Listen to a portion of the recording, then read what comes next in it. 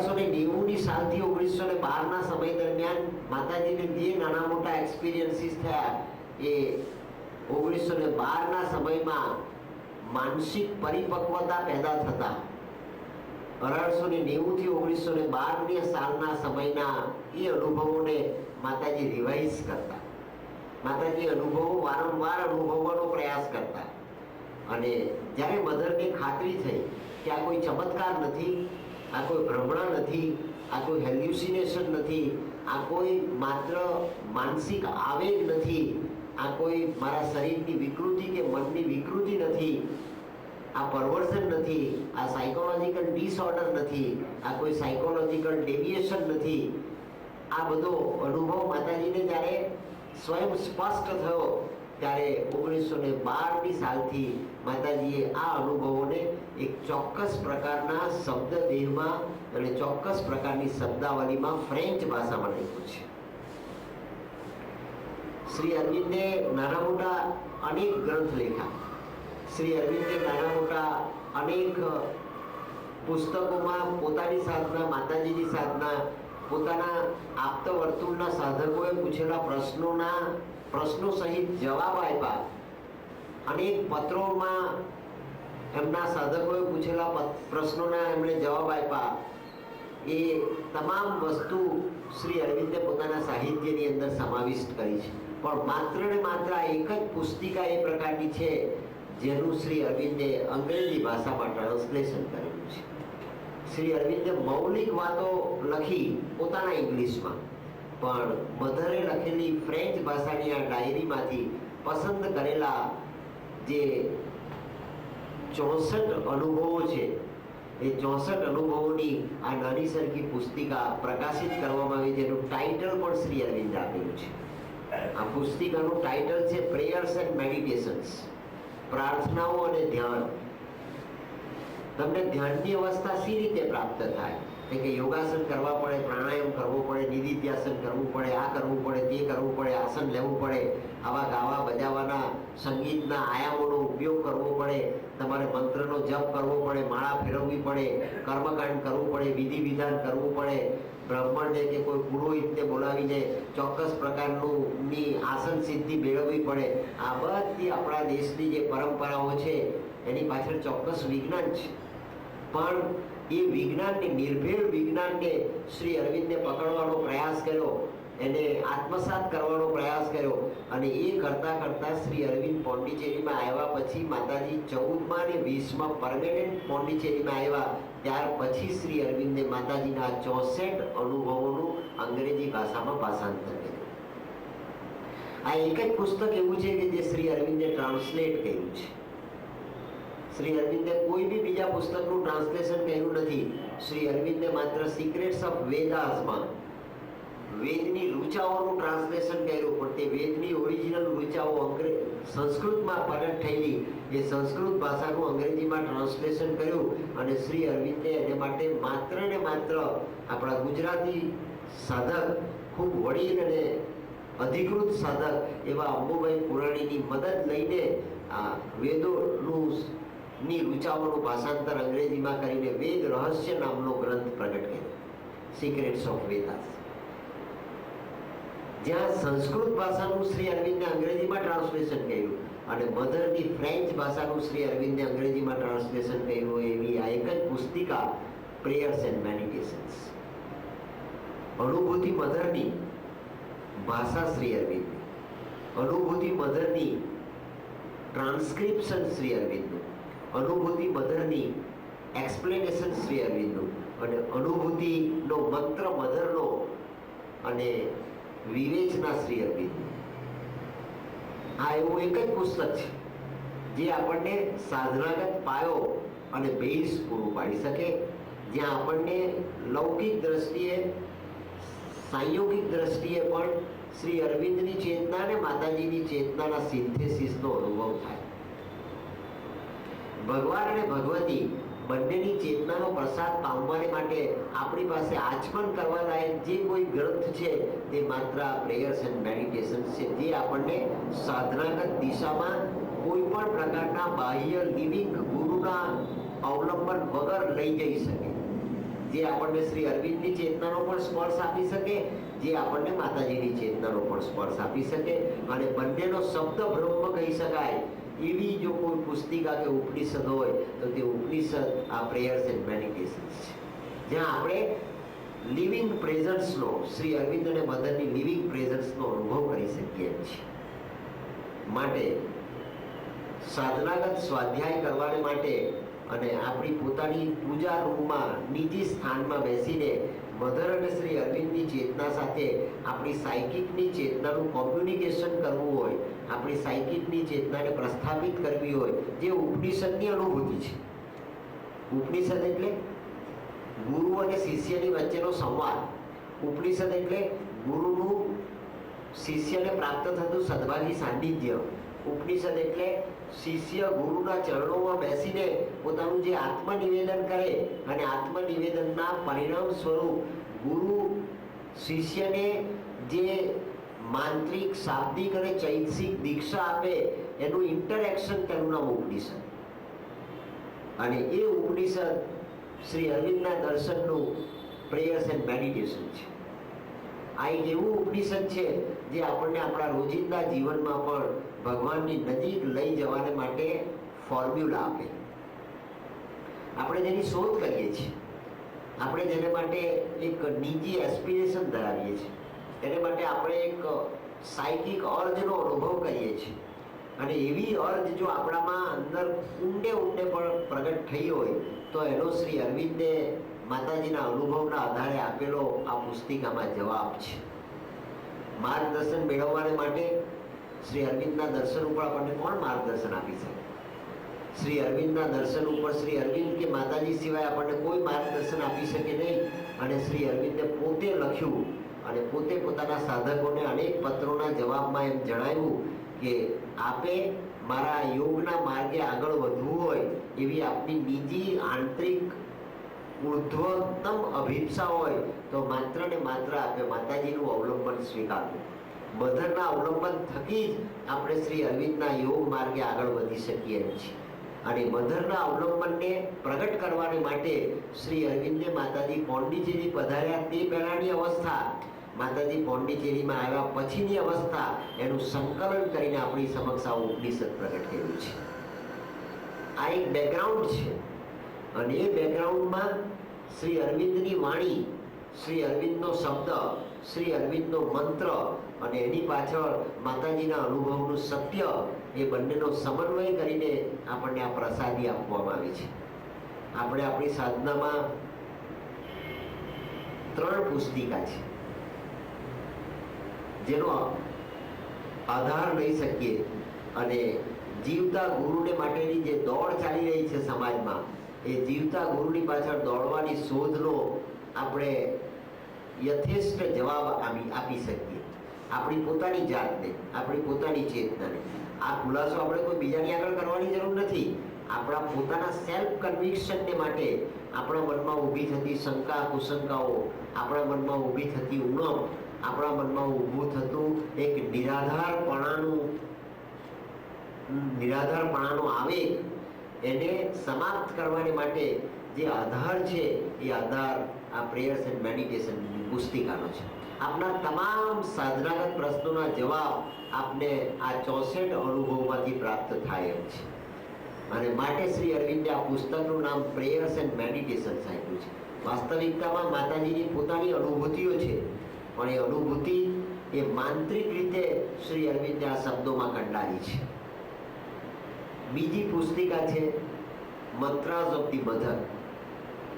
લાલ સુંદર નાની ડાયરી જેવી પુસ્તિકા છે, જેમાં માતાજીના પ્રેયર્સ એન્ડ મેડિટેશન્સના અનુભવો, ડાયરીમાંથી લીધેલા બીજા અનુભવો અને વાતચીત દરમિયાન માતાજીએ જવાબો આપેલા એ બધા જે રિસ્પોન્સીસ છે, એમાંથી પસંદ કરેલા રિસ્પોન્સીસ વાળી પુસ્તિકા છે, જેને નામ આપવામાં આવ્યું છે મંત્રાસ ઓફ ધી મધર. એ પુસ્તિકા પણ આપણને સાધનામાં મદદરૂપ થઈ શકે એમ છે. અને ત્રીજી પુસ્તિકા છે જે શ્રી અરવિંદે બેલા આલ્ફોન્સો પોલ રિસાર્ડની સાથે ભારતમાં પધાર્યા આ યુવાન દંપતી, સૌંદર્યની સામ્રાજ્ઞી કહી શકાય એવા સૌંદર્યના સમયે ભર યુવાનીમાં માતાજી પેરિસથી પોંડિચેરી પધાર્યા અને પેરિસથી પોંડિચેરી પધારેલા મધર એમના પતિની સાથે જ્યારે આવ્યા ત્યારે પોંડિચેરીના અંતેવાસીઓ પણ માતાજીને માતાજી તરીકે સ્વીકારવાને તૈયાર નહોતા ઘણા વર્ષો સુધી. શ્રી અરવિંદની સાથે સાધનામાં જોડાયા, શ્રી અરવિંદની સાથે સાધનામાં સત્સંગ કર્યો, શ્રી અરવિંદની સાથે સાધનામાં સખાભાવ પેદા કર્યો, શ્રી અરવિંદની સાથે રહીને સાધનામાં શ્રી અરવિંદની દિનચર્યાનો જેમણે આખો ને આખો વ્યાપ અને આખી ને આખી ઊંચાઈ પોતાના બેરોમીટરથી માપવાને માટેનો પ્રયાસ કર્યો, એવા સદભાગી સાધકો પણ મધરની અંદર આ ડિવિનિટીના દર્શન નહોતા કરી શકતા. મધર માતાજીની જે ડિવિનિટી છે એ ડિવિનિટી શ્રી અરવિંદોએ જે જોઈ, અનુભવી, સ્વીકારી અને તેના એક્સપ્લેનેશન માટેના ખુલાસા અનેક સાધકોને અનેક વખત આપ્યા. શ્રી અરવિંદને કદાચ એમ લાગ્યું હોય કે માતાજીને સમજવામાં આજે નહીં તો આવતીકાલની જનરેશન પણ ક્યાંક કોક ભૂલ કરી બેસશે, ક્યાંક કોક જગ્યાએ ઊંડી ઉતરશે, તો એને માટે માતાજીએ આ મધરના ડિવાઇન સ્વરૂપના અને મધરની પોતાની જે ડિવિનિટી છે આ હ્યુમન બોડીમાં પ્રગટ થયેલી એ ડિવિનિટીને મધર પુસ્તકની અંદર મહાલક્ષ્મી, મહેશ્વરી, મહાકાળી અને મહાસરસ્વતી ગયા પછી પણ શ્રી અરવિંદે માતાજીના 1000 નામ સ્વયં પોતે સંસ્કૃતની અંદર મધરના સ્તોત્ર તરીકે પ્રગટ કર્યા છે. માતૃ સહસ્ત્ર નામ શ્રી અરવિંદે આપ્યા. મારી આપ સર્વેને ભલામણ છે 2009ની સાલમાં આ માતૃ સહસ્ત્ર નામ છે એ નાની સરખી પુસ્તિકા છે જેનું નવરાત્રી દરમિયાન દર્શન દિન નિમિત્તે પોંડિચેરી ન જઈ શકાય તેવા સમય દરમિયાન માતાજીની સામે બેસીને એ સહસ્ત્ર નામનું પારાયણ કરવામાં આવે તો 1000 નામ બોલતા આપણને બહુ તો 10 મિનિટ, 15 મિનિટ, 25 મિનિટ થાય. એ દરમિયાન માતાજીના આ સહસ્ત્ર નામો, જે વિષ્ણુ સહસ્ત્ર નામ આપણને પરંપરાગત સાધનામાં આગળ લઈ જઈ શકે એમ છે, તેમ માતાજીના સહસ્ત્ર નામની આ પુસ્તિકા આપણને શ્રી અરવિંદના યોગના માર્ગે 100% આગળ લઈ જઈ શકે એમ છે. એ સહસ્ત્ર નામનું અનુષ્ઠાન કરવું જોઈએ. જપમાં, તપમાં, માળા ગણવામાં આપણી જે શ્રદ્ધા છે એ શ્રદ્ધાને એક વૈજ્ઞાનિક વળાંક આપવો હોય અને એક વૈજ્ઞાનિક આત્મ સ્વરૂપ આપવું હોય તો આ માતાજીના સહસ્ત્ર નામની પુસ્તિકા એ જરૂર આપણને મદદરૂપ થઈ શકે એમ છે. આ 3 પુસ્તકો એવા છે કે જે આપણને સાધનાગત દીક્ષા આપી શકે એમ છે. અને એ 3 પુસ્તકોમાં આપણે જેનો આ 7 દિવસમાં સ્વાધ્યાય કરવાને માટેનો પ્રયાસ કરવાના છે એ આ પ્રેયર્સ એન્ડ મેડિટેશન્સનું પુસ્તક છે, જ્યાં શ્રી અરવિંદે મેડિટેશનનું પણ બહુવચન કરેલું છે. મેડિટેશન્સ આ એબ્સ્ટ્રેક્ટ નાઉન છે અંગ્રેજી વ્યાકરણની દ્રષ્ટિએ, તે છતાં શ્રી અરવિંદે એને પ્લુરલમાં મૂક્યું છે મેડિટેશન્સમાં. કેમ? શ્રી અરવિંદ અંગ્રેજી ભાષાના પ્રકાંડ પંડિત હતા. ગ્રીક અને લેટિન ભાષાનું શ્રી અરવિંદની ટર્મિનોલોજી ઉપર જબરજસ્ત પ્રભુત્વ છે અને જબરજસ્ત અસર છે. એ ટર્મિનોલોજીમાં શ્રી અરવિંદે મેડિટેશન શબ્દનો પ્રયોગ કર્યો છે. કેમ કે આપણી દરેકની વ્યક્તિગત પ્રકૃતિ સાધનાની મોડસ ઓપરેન્ડી બની શકે એમ છે. સાધનાનો જ એક માર્ગ એવો છે કે જે માર્ગમાં તમે અનુભવ કરી શકો, અનુકરણ ન કરી શકો. સાધનાની મેથડમાં પણ તમારે કોઈનું અનુકરણ કરાય નહીં અને સાધનાની અનુભૂતિમાં પણ તમારે કોઈનું અનુકરણ કરી શકાય નહીં. આ માત્ર ને માત્ર આપણી બીજી અનુભૂતિની યાત્રા છે, જ્યાં અનુકરણને માટેનો કોઈ સ્કોપ જ નથી. અને આપણે સાધનામાં, વ્યવહારમાં, અર્થકારણમાં બીજાનું અનુકરણ કરવાને ટેવાયેલા માણસો છે. જીવન જીવવું એમાં આપણે કોઈક એક મોડેલની આવશ્યકતા પડતી હોય છે અને મોડેલની આવશ્યકતાને લઈને આપણે હંમેશા એક આધાર શોધીએ છીએ અને આધાર પ્રમાણે આપણા જીવનને ગોઠવવાનો પ્રયાસ કરીએ છીએ. શ્રી અરવિંદ સમજાવે છે કે મારા યોગની આ સાધનામાં આપણને કોઈનો આધાર પ્રાપ્ત થઈ શકતો નથી સિવાય કે માતાજી. મધરના ચરણોમાં બેસીને મધરની દ્રષ્ટિ સમક્ષ સ્થિર થઈને અને મધરની દ્રષ્ટિ આપણા આત્માની ઉપર પડી રહી છે એવા પ્રકારની મનોભાવનાને આપણી માનસિકતાના અવરોહની વચ્ચે પણ સ્થિર કરીને આપણે જે અવસ્થાનો અનુભવ કરી શકીએ એ આપણી પોતાની જે નીજી અવસ્થા છે, જે અવસ્થાને શ્રી અરવિંદે મેડિટેશન નામ આપ્યું છે. આપણો અનુભવ એ આપણા સંતાનોને પણ ન ચાલી શકે, આપણો અનુભવ આપણા પડોશીને પણ ન ચાલી શકે, અને આપણો અનુભવ એ આપણે જેને દીક્ષા આપવાનો પ્રયાસ કરીએ, જેને સમજાવવાનો પ્રયાસ કરીએ, જેના ગુરુ બનવાને માટેની ક્વચિત આપણાથી ભ્રમણાયુક્ત કુચેષ્ટા થઈ જાય તેવાને પણ કામ ના આવે છે. કોઈ કોઈનો ગુરુ બની શકતું નથી, અને માટે શ્રી અરવિંદે પોતાની જગ્યા પર, પોતાની ગાદી પર કોઈને પ્રસ્થાપિત કર્યા નથી. આપણે આપણી પોતાની ચેતનાની અવસ્થા અનુરૂપ આ જન્મની, જેને શ્રી અરવિંદની ટર્મિનોલોજીમાં સમજવું હોય તો આ જન્મમાં આપણા સાયકિકે જે ઊંચાઈ પ્રાપ્ત કરીને જન્મ ધારણ કર્યો છે એ ઊંચાઈના પ્રારંભ બિંદુથી આપણે આ જન્મની યાત્રાનો પ્રારંભ કરી શકીએ એમ છીએ. એ પરખાય આપણને, એ સેલ્ફ આઈડેન્ટિફિકેશન થાય ત્યારે આપણે આ માર્ગે આગળ જઈ શકીએ. એ સેલ્ફ આઈડેન્ટિફિકેશન પામવાને માટે આપણી પાસે જે સમર્થ આધાર છે એ માતાજીની ચેતનાનો અનુભવ અને શ્રી અરવિંદોનું અંગ્રેજી ભાષામાં એક્સપ્લેનેશન પ્રેયર્સ એન્ડ મેડિટેશન નામના ગ્રંથમાં શ્રી અરવિંદે આ 64 અનુભૂતિઓનું સ્વયં પોતે સીધી આડકતરી રીતે ટ્રાન્સલેશન કર્યું છે. 6 પ્રાર્થનાઓને તો શ્રી અરવિંદે સ્વયં સંપૂર્ણ રીતે ટ્રાન્સલેટ કરી. ત્યાર પછી સાધકોએ કરેલા ટ્રાન્સલેશનને શ્રી અરવિંદે સુધાર્યું, અને ત્યાર પછી ત્રીજા આયામમાં એનું પ્રૂફ તપાસતી વખતે પણ શ્રી અરવિંદે પોતાની ટર્મિનોલોજી મૂકી, પણ શ્રી અરવિંદે સ્વયં આખીને આખી પ્રાર્થનાઓ અને ધ્યાનની આ પુસ્તિકામાં પ્રગટ કરવામાં આવેલા પદાર્થનું અનુશીલન કરેલું છે. અને એ અનુશીલન કરીને શ્રી અરવિંદે જેને સેન્કશન આપી જે ટર્મિનોલોજીને, તે ટર્મિનોલોજી આ પ્રેયર્સ એન્ડ મેડિટેશનમાં આ 64 પ્રાર્થનાઓમાં મૂકવામાં આવેલી છે. એક શબ્દ શ્રી અરવિંદની ચેતનામાંથી પસાર થયેલો છે. શ્રી અરવિંદે જેના ઉપર પોતાની દ્રષ્ટિ માંડેલી છે અને શ્રી અરવિંદે જે અનુભૂતિઓને પોતાની સેન્કશન આપેલી છે એવી આ 64 અનુભૂતિઓ આપણી સાધનાને માર્ગદર્શન આપી શકે એમ છે અને આપણી સાધનાને સંકોરી શકે એમ છે. એ અવલંબનને આ એની પૂર્વ ભૂમિકામાં સમજીશું તો આપણને આ સાધનાગત ગ્રંથ નાની સરખી પુસ્તિકા પણ એક ગ્રંથની ગરજ ચાલે છે. અને એક ગ્રંથ તરીકે આપણે રોજ 2 મિનિટ એક પ્રાર્થના વાંચવી જોઈએ, અને મધરની અનુભૂતિઓ શ્રી અરવિંદની વાણીમાં પ્રગટ થયેલી એ આપણી પણ પ્રાર્થના બની શકે એવા પ્રકારની સક્ષમ અને સર્વશ્રેષ્ઠ પ્રાર્થના છે. એને રોજ 2 મિનિટ એક પ્રાર્થના વાંચવી. આ 64 પ્રાર્થનાની પુસ્તિકા એ આપણે રોજ એક પ્રાર્થના વાંચીએ. એક પાનાની પણ પ્રાર્થના છે અને 2 લીટીની પણ પ્રાર્થના છે. જે દિવસે જે પ્રાર્થના આપણી સમક્ષ આવી તે પ્રાર્થના આપણે વાંચવાની, અને તે પ્રાર્થના વાંચીને એમાં રજૂ કરેલા વિચારને આપણી માનસિકતા દ્વારા આપણા મનમાં ધારણ કરવાનો પ્રયાસ કરવાનો.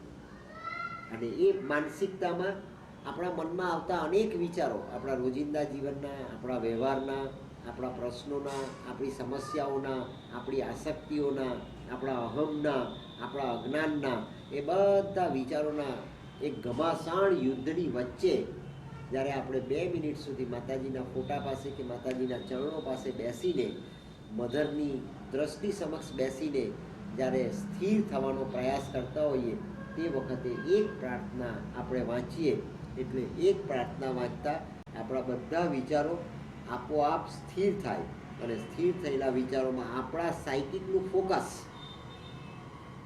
આપણી ઉર્ધ્વગામી બની રહેલી જાગ્રત આત્મચેતનાનું ફોકસ મધરના અનુભવ પર પડે ત્યારે એમાંથી એક વિચાર એ આપણા મનમાં સ્થિર થાય. આ એક નોર્મલ સાયકોલોજી છે, આ એક સામાજિક આપણા મનની પ્રક્રિયા છે.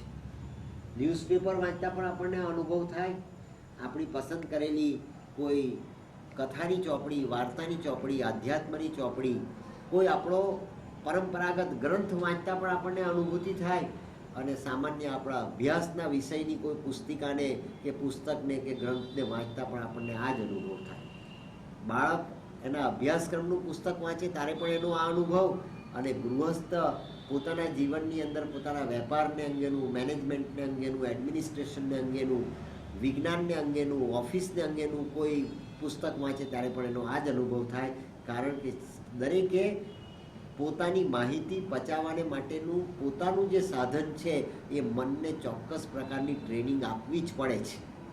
અને એ ચોક્કસ પ્રકારની ટ્રેનિંગ આપ્યા થકી તમે ઇન્ફોર્મેશન પણ મેળવી શકો, જ્ઞાન પણ મેળવી શકો, જ્ઞાનને અપડેટ પણ કરી શકો અને એ જ્ઞાનને ધારણ પણ કરી શકો. સાધનાની અંદર તમારી આત્મચેતનાને સંકોરવાને માટેનો તમારો રોજનો જે અભ્યાસ છે, જેને ગીતાજીમાં કહેવામાં આવ્યું અભ્યાસ એ નતું કૌંતેય, તારે અભ્યાસ કરવો પડે. અને એ જે અભ્યાસ છે એ આપણે રોજ 2 મિનિટ, 5 મિનિટ, 10 મિનિટ આપણા નિજી પૂજાના સ્થાનમાં